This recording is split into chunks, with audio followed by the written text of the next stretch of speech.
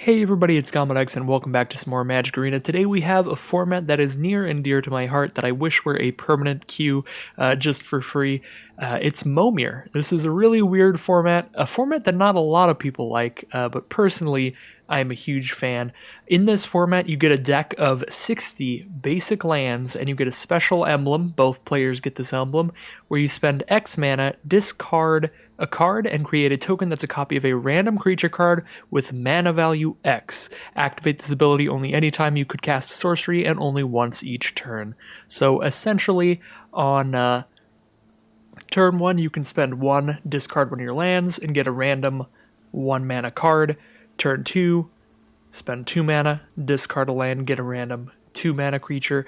It's just a big, weird, random creature-filled stall board state filled mess. It's a lot of creature combat. It's a lot of trying to see all of the different abilities on your creatures and maybe where they would come into play well. And it's a lot of luck. It's a lot of randomness. So it's certainly not the best format for competitive play, so I see why people don't like it there, but I think it's just a really great time because you can always hop into a game with this. You don't have to get a deck ready, you don't have to know what the metagame is, you just show up and every game is completely different, completely crazy, just wild stuff, and there's really no way to go wrong here. So it is completely for free as well, and completely for fun, for that matter. It is the FNM at home event this week, which means the first and second win will get you rares, and if you have a local game store, they will be providing promo packs to get some cosmetics for playing in the event. So really cool format. I'm very excited to hop in and just have some fun here. If you are trying to win as many games as possible, there are some little strategies. Generally, you want to play your red sources first because there are more kind of creatures with red activated abilities that are relevant than any other color, because a lot of red activated abilities on creatures could have ways to deal damage, and there's just like fire breathing creatures that get +1/+0 for a red. There's just a lot of that going around, so definitely I would play like a mountain first, but other than that, there's not a whole lot of strategy. You do want to hold off on your first couple plays, because every single time you discard a card, that is a card that could have been a bigger creature later. So generally you want to make it to around 8 mana cards. So if you're on the play, I usually start playing creatures at turn 3, and if I'm on the draw, I start playing them on like turn 2. Although it might be a little different on Arena since it's not every creature in the game. But again, the reason that we do that is, had I discarded this island on turn 1, if I just played a creature every turn, I'd be down 3 cards here instead of down 1, which means I'd have 3 cards left. That means I would play this, draw a card, play this, draw a card, play this. I'd make it to 6 mana creatures. So if I play a 1 mana creature on turn 1, that means I won't be playing a 7 mana creature on turn 7. I'll be stuck playing 6 mana creatures for the rest of the game. So every turn that you hold off from playing a creature in the early game in Momir is just 1 mana cost higher that your creatures will be later. That being said, you don't have to go too high on the mana costs to get pretty equivalently powerful stuff. I would say most 7, 8, 9 mana cards are pretty equivalent in power level. Like 9 mana cards are not that much better than 7 mana cards generally. So just try to get right around there. And certainly you don't want to be trying to hit like 15 mana cards or anything, because there's just not a lot of them. Well, that's kind of an awkward way to start off, but I could understand the concession there if that was actually a gameplay thing, but I have a feeling they just had somewhere to be. The card we just got there, I didn't zoom in on it, World Shaper, is incredibly, incredibly good in Momir. Whenever it attacks, you mill 3 cards. That part's not so relevant. You can do it if you want, so you can just keep sending it in. They can't block it, because when it dies, you return all your lands from your graveyard to the battlefield tapped. So as long as I have this on the board, essentially my opponent can't attack me with any of their ground creatures, because if they do, I could trade off, and then immediately, bam, I just get all my lands back from my grave, which I'm likely to have a ton. Here I have 2 already, so if they attack this turn, I just trade, get 2 back. I have 6 mana. Next turn I play a land. I have a 7 mana card coming out next turn.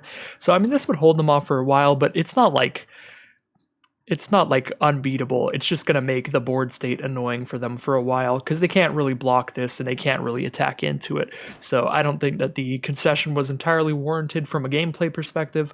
So they probably just had some other stuff going on. So I was just going to play until I get my 2 wins, get my rare rewards. Of course, probably going to be some gems because I do have most of the cards on Arena just from drafting.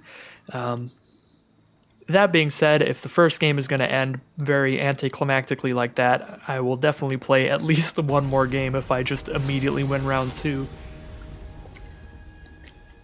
But you really never know. You never know what you're going to get in Momir. So here we are, opponent is on the play.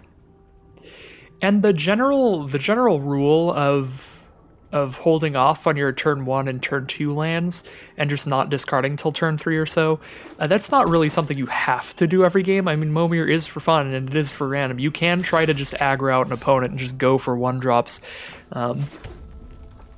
I think just it's generally not as good on average.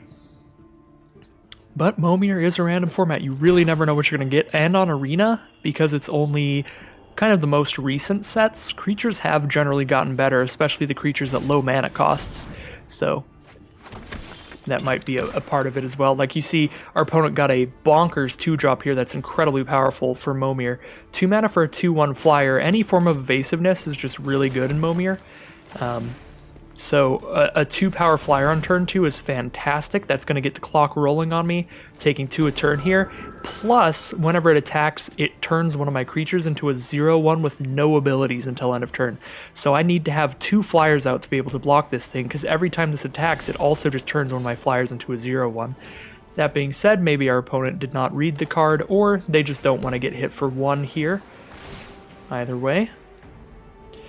So I did play the 2-drop mainly to try to get something to fight off their stuff, but also because I'm on the draw, I could start playing cards at 2 mana and still end up with 8 drops at the end. If you're ever not sure how much mana you're going to get to by the end of the game based on when you're discarding your cards, after you've discarded your card for turn, just count up what you've got. I've got 3 lands on the board and 5 in hand. That means I'm going to make it to 8 mana. Just add these all together, because every turn I can just discard whatever I draw as my 1 play per turn. So we'll make it to 8 mana here, and we did get a Marwyn the Nurturer, which adds a green for... it adds green equal to its power, so we're actually going to make it to 9 mana now. If this stays on the board. Opponent has a really good start. Another flyer here.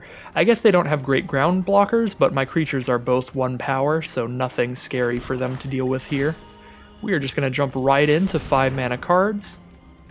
One thing that's also worth noting in this format, Goldspan Dragon, don't mind if I do. I'll just send that right in. It's not going to block well, because if they ever attack with Warkite Marauder, they just turn it into a 0/1. And if I'm trading with all their creatures, I'm happy with that, with how powerful Warkite Marauder is generally in this format.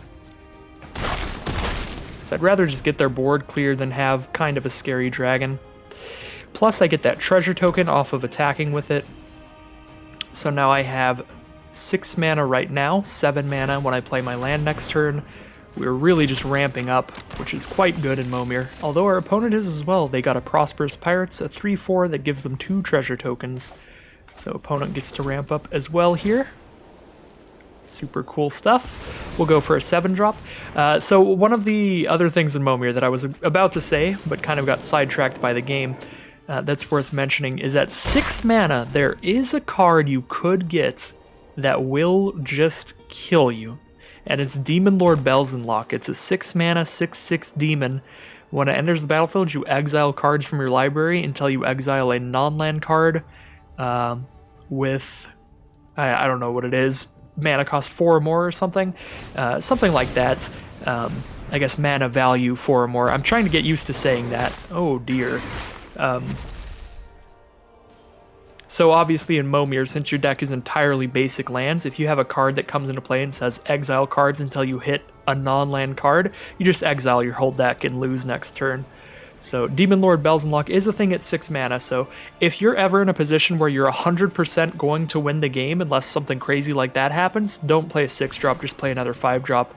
But it's only one of the several 6 mana cards in the game, so the vast majority of the time it's worth still playing a 6 mana card turn 6.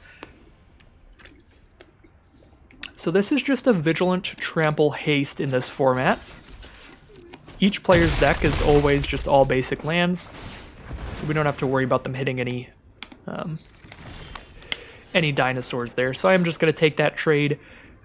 We're trading up into a larger creature that's also vigilant, so we couldn't even like crack back into them by not blocking. So a really easy trade there. Let me count up my mana. 7 again, it looks like. I guess that makes sense because I did use a treasure token before. And we hit a Fen Hauler. Can't be blocked by artifact creatures. Otherwise, just a 5/5, not that impressive. Of course, they have put all of the snow lands in the Momir decks now, so if you hit any creatures from Kaldheim, you can use those abilities to your advantage. Ooh, Chaos Maw. Love this card. Love this card in literally just Momir. Just 7 mana. 6/6 and it does 3 to each other creature. That just clears the board out, unclutters the field. Really, really good Momir card. I love seeing that show up. So we play another 7 mana card because they killed our mana dork. So we are down. Oh my god. Alright. What are the odds? I genuinely don't know. You can always just go into the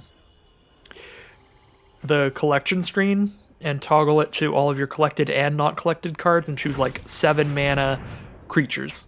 And then you could see exactly how many there are.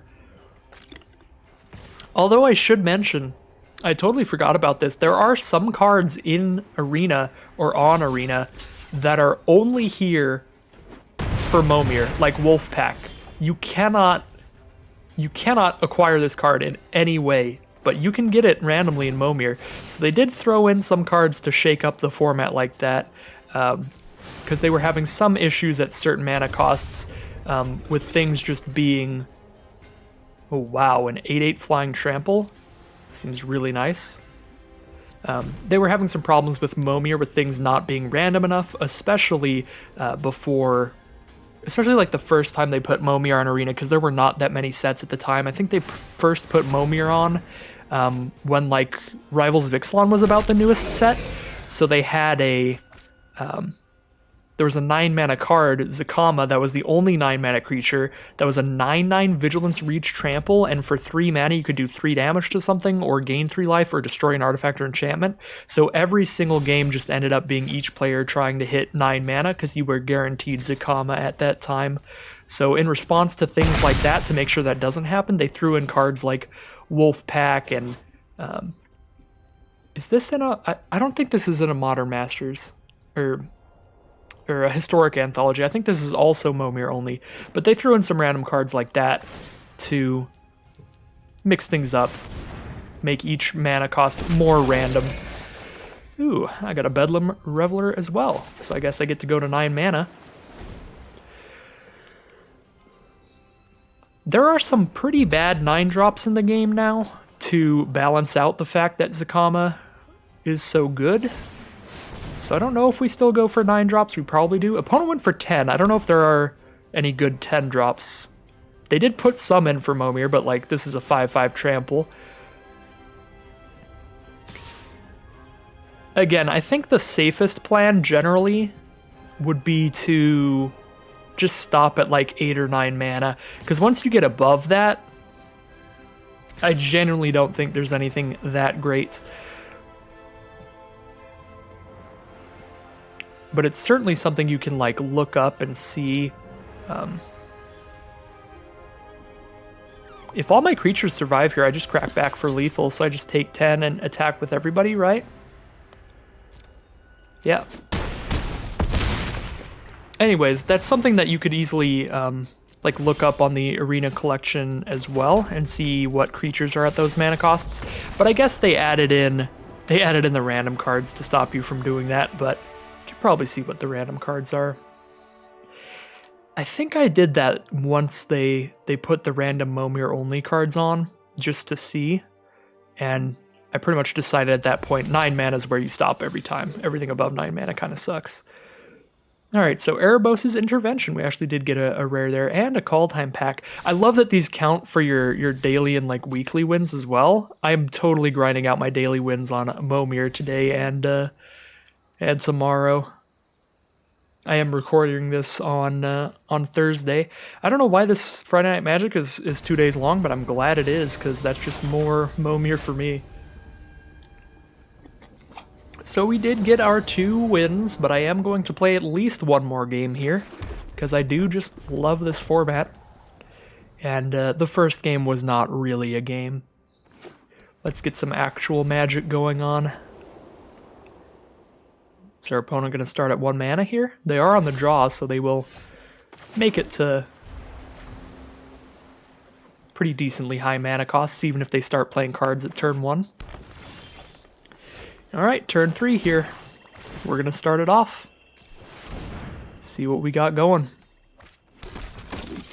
10th District Veteran is our first draw. A 2/3 Vigilance, and whenever it attacks, untap another creature you control.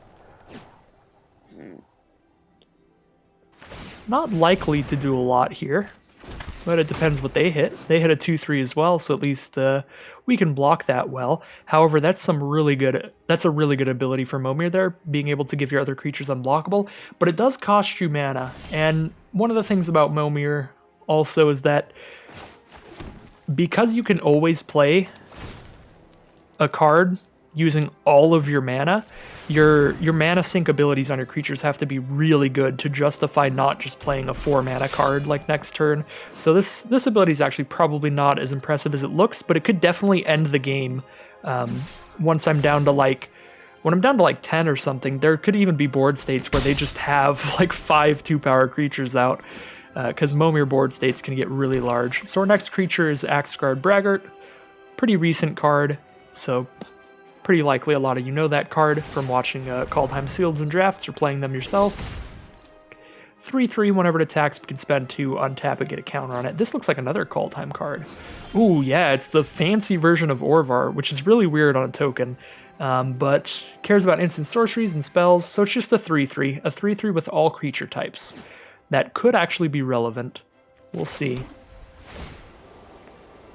Could boast on my Braggart here to attack with it as a 4/4, but even as a 4/4 they just double block, so I'm going to spend my full 5 here.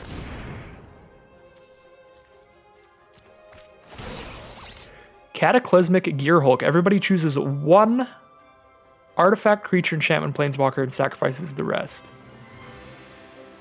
Each player... Okay, so choose an artifact, creature, an enchantment, and a planeswalker. So this is my artifact, and this is my creature.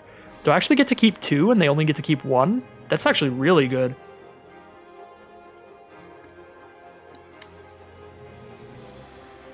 That was a really lucky hit. Really good draw at 5 here. It's also a 4/5 Vigilance, so just a really solid body. And I do get to attack with my 3/3 into their 2/3 now. They did choose to keep Subira out, because while she does have 1 power less than the 3/3, that ability could be relevant in the very late game if they can make it there. Poke in for the final few damage. Ooh, even maybe with Keeper of Fables, whenever one of their non-humans does damage to somebody, they get to draw a card. Every card you draw in Momir essentially gets you to 1 mana higher. Yeah, I'm not like 100% chance to win this game, so I'm going to go for a 6-drop. It's very unlikely to get Demon Lord Bells unlocked, so it is not worth just skipping out on a 6-drop and playing another 5-mana card instead, because the other 6-drops are generally possibly pretty powerful. I don't really have attacks here. If I attack with both, they can just block that and take 4. If I attack with just this, they double block, kill it for the price of their 2/3, so I don't have great attacks on this field.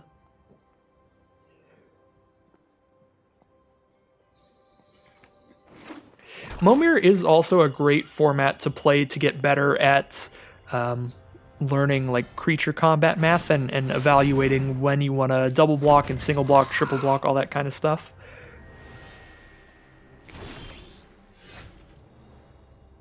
Because definitely when I was a newer player, I basically never double blocked. I always just looked at the base stats. But once you play a couple games of Momir, it's basically impossible to win without double blocking a lot, or at least noticing your opponent double blocking. Was going to go for a 7 mana card there, but looks like opponent is fed up with the time I'm taking, unfortunately.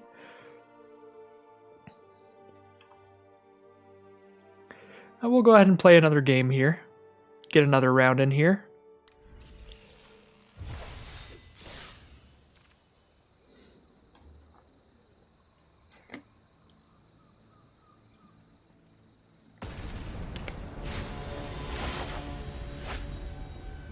Try to speed things up for my opponents. Alright. Now that we've gotten a few games in with the format and I've explained a lot of the simple like baseline things that are parts of the format, I can now try to focus on making sure my commentary does not affect the speed at which I play, which it usually does. It's kind of difficult to multitask.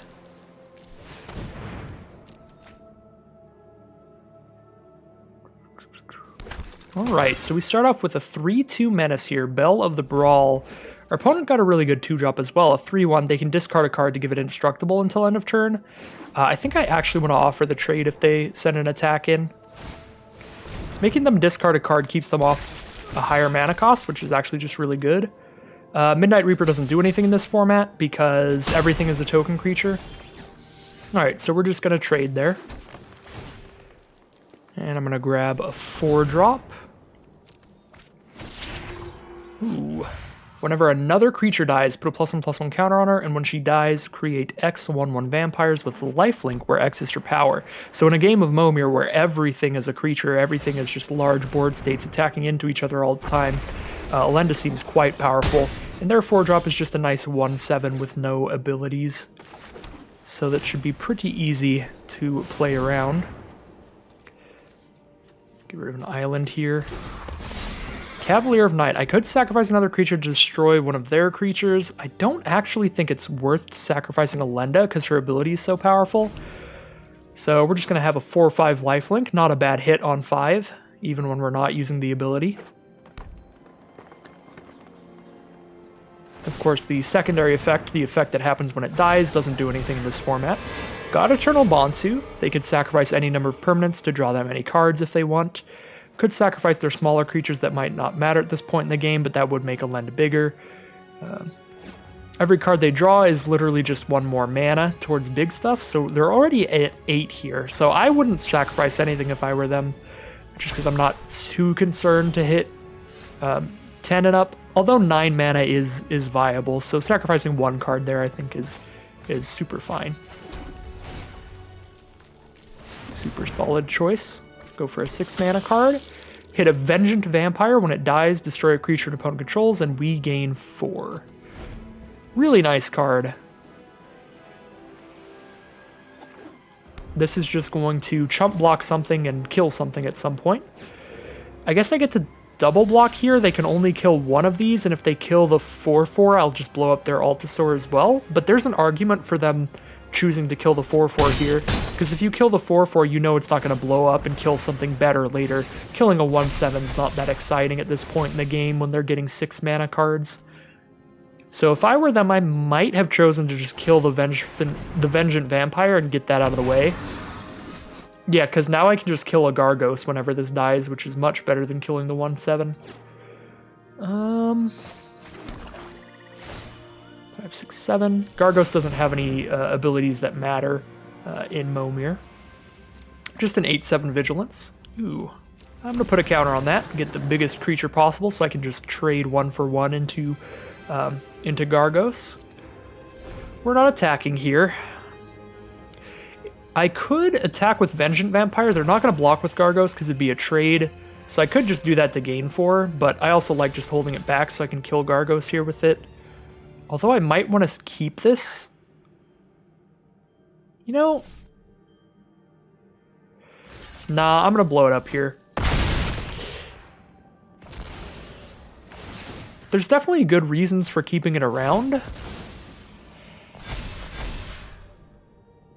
Because, you know, they could very well hit something scarier than an 8/7 on the ground. If they hit like a flyer of some kind, I would much rather have the vampire around for that. But, uh-oh, they hit a flyer of some kind. But if I trade it off here, then I get to keep my 7/7, which can attack into their 1/7. And I can actually start to try getting aggressive against my opponent. So 3, 6, 8 here.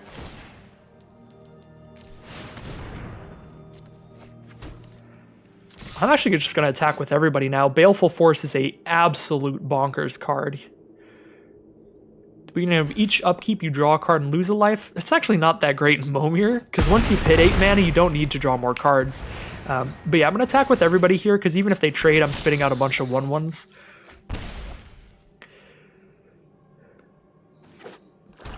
Which means I get to just attack all this turn, let a couple 1/1s die to break in for more damage. They block 2 7/7s and just take 6 here. They're at 13. This is definitely going to be an all-attack turn.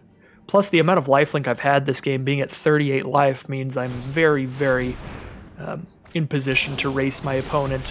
They did hit Polyraptor. That's a real threat, because they could get a bunch of blockers with it. However, they can only do that if they're blocking 1/1s, because then it'll survive and spit out a copy. Let's grab a 9-drop. Let's just go for it at this point. See if we can maybe hit a Zakama. Oh, we hit Titanoth Rex. That was not on Momir the last time I was around. It has been a while since Momir. But yeah, 11/11 Trample. Don't mind if I do.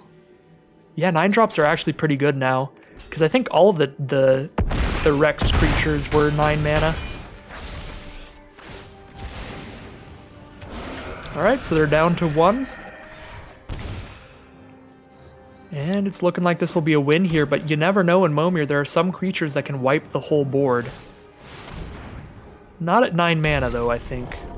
Ooh, this kind of would work if they had more life, because they can pay life to start giving -1/-1 creatures, so they could just shred all my 1/1s pretty easily, but they're only at 1 life, so they just can't afford to use that effect, unfortunately, which means they are very dead there. Well, I think that is going to end today's Momir video, but I will be playing tons more Momir. Of course, tomorrow will be the Arena Open. Maybe I'll do another Momir video tomorrow, just do one that I've recorded on Friday, and just be like a day behind what I've recorded. We'll see there. Maybe do another Momir video. It depends on if you all want to see that. Either way, I think I will be probably streaming some Momir tonight. If I am, there will be a comment in the comment section with a link to that as long as the stream is live. I'll go ahead and delete that when the stream is no longer going on. But if you want to check out my Twitch channel, that is in the description below. I do play Magic occasionally, as you can tell by the fact that I'm loving Momir, so I'm probably going to be streaming some Momir right after this video. So anyways, if you all made it to the end of this video, thank you so much for watching. I hope you enjoyed. I definitely enjoy this format. I want to see more people getting into this. Maybe we can get a more permanent queue of this at some point. I love me some Momir. I don't know what it is. It's just the simple, the kind of random simplicity of it, but there's also like there's still actual like gameplay decisions and stuff between when you want to attack, when you want to block, what you want to block with. Like with Elenda there, where we pushed in with Elenda just to get aggressive, and they did take the trade and split her into 1/1s, where we could have just held on to Elenda so that we weren't ever attacking with her until she was too big to die in combat.